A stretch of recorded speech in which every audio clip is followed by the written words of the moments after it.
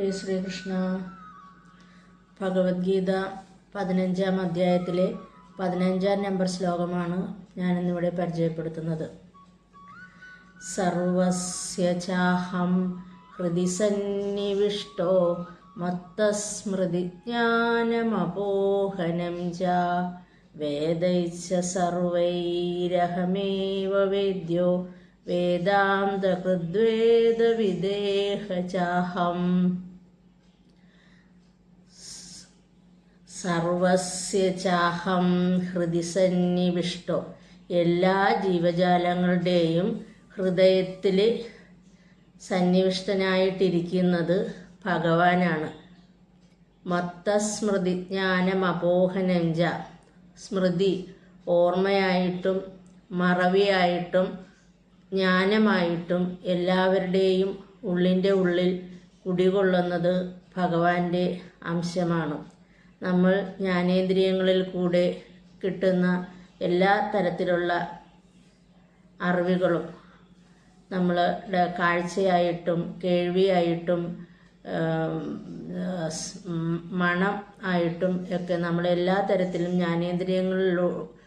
ജ്ഞാനേന്ദ്രിയങ്ങൾ ഒരു ഉപകരണമായിട്ട് പ്രവർത്തിക്കുന്നു എങ്കിലും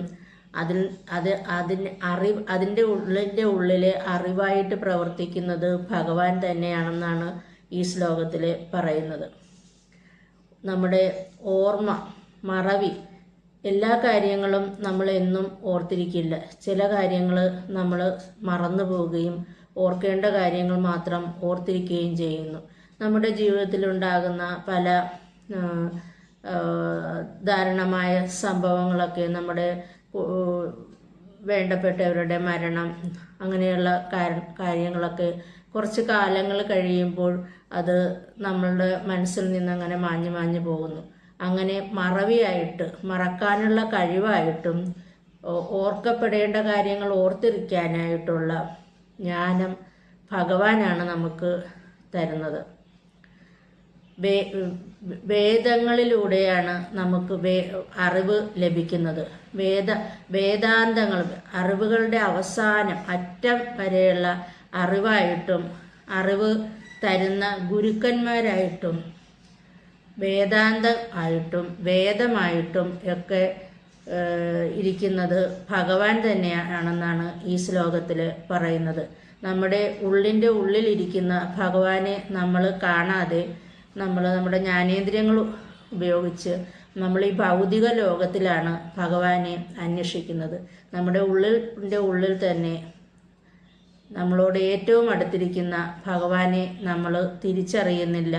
അത് ഭഗവാനെ തിരിച്ചറിയാനുള്ള ജ്ഞാനം നമുക്ക് കിട്ടുന്നത് വേദങ്ങളിൽ നിന്നാണ്. ആ വേദങ്ങളായിട്ടും വേദങ്ങളിൽ നിന്നുള്ള അറിവ് നമുക്ക് പകർന്നു തരുന്ന ഗുരുക്കന്മാരായിട്ടും ഒക്കെ കുടികൊള്ളുന്നത് ഈശ്വരൻ്റെ അംശം തന്നെയാണെന്നാണ് ഈ ശ്ലോകം നമ്മളെ പഠിപ്പിക്കുന്നത്.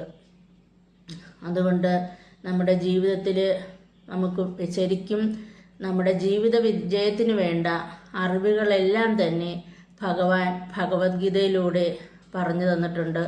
അതുകൊണ്ട് നമ്മളെല്ലാവരും ഭഗവത്ഗീത അറിയുവാനും പഠിക്കുവാനും അത് ജീവിതത്തിൽ പ്രാവർത്തികമാക്കുവാനും ശ്രമിക്കണം. ഗീതാ പരിവാറിൻ്റെ അണ്ടറിൽ ഫ്രീ ആയിട്ട് ഓൺലൈനായിട്ട് ഗീത പഠിപ്പിക്കുന്നുണ്ട്. ഈ ജനുവരി 30-ന് ഒരു പുതിയ ബാച്ച് സ്റ്റാർട്ട് ചെയ്യുന്നുണ്ട്. അപ്പോൾ എല്ലാവരും ഈ അവസരം ഉപയോഗപ്പെടുത്തണമെന്ന് ഞാൻ അഭ്യർത്ഥിപ്പിക്കുകയാണ്.